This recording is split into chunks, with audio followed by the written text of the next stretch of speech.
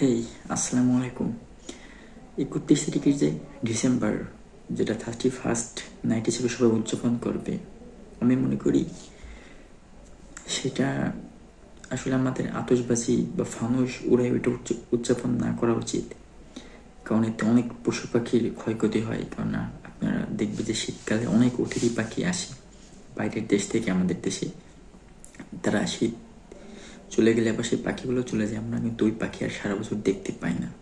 বা অনেক জায়গা ফানুসের জন্যে বা আতশবাজির ওই বিরূপ প্রভাবের কারণে আছে আপনার আগুন লেগে যায়। এবং অনেকে আছে, মানে শিশু থেকে শুরু করে যে বৃদ্ধ অনেক আছে যাদের হার্টের সমস্যা থাকে বা অনেকে অসুস্থ থাকে, কিন্তু ওই রাত্রে জোরে বক্স বাজায় গান করা বা গান বাজনা করা এবং এই যে আপনার বাজির যে শব্দটা বা কোথাও যদি আগুন লাগে, ক্ষয়ক্ষতি কিন্তু আমাদেরই হবে। ঠিক আছে? বা এই যে বাজির শব্দের কারণে পাখিরা সে রাতে অনেক দেখা যাবে, অনেক ভিডিওতে দেখা যাবে যে রাত্রে পাখিগুলো সব ছন্নছাড়া হয়ে যায়। কারো মানে কারো হচ্ছে বাসাতে ডিম থাকে বা ছোটো ছোটো বাচ্চা থাকে, সেগুলো রেখে তারা চলে যায়, তারা কিন্তু আর ফিরে আসে না। ঠিক আছে? এই ক্ষেত্রে আমরা অন্যভাবে এটা উদযাপন করতে পারি, যারা উদযাপন করব, আর যারা করব না এটা করবো না।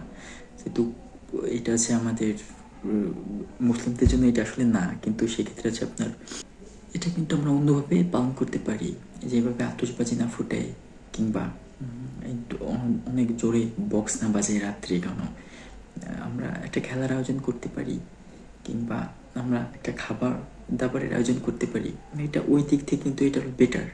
আপনি যদি দেখেন যে এই আতশবাজি ফুটাইলে এই আমাদের যে প্রকৃতির একটা বিরূপ প্রভাব ফেলে পশু পাখির উপর এবং মানুষজনের উপর পড়ে। কারণ অনেক শিশু দেখা গেল, ওরা অনেকে দেখা যায় প্রতি বছর কিন্তু মারা যায় এই রাত্রে।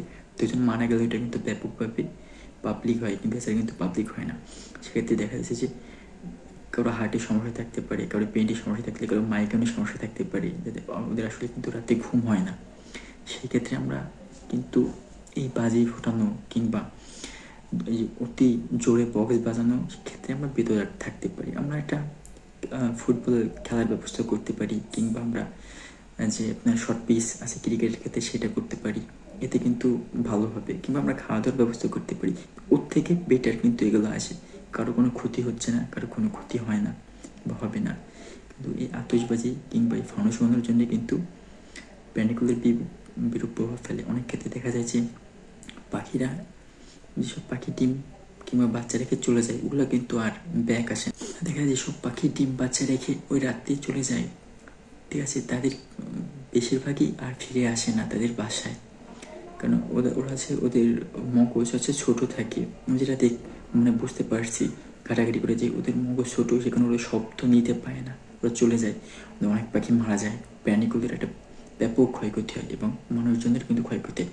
হঠাৎ কোথাও যদি আগুন লাগে, সেটা কিন্তু আমাদের সম্পদের উপর খুব একটা মানে বিরূপ প্রভাবই ফলে, আমাদের সম্পদের উপর বিরূপ প্রভাব ফেলে।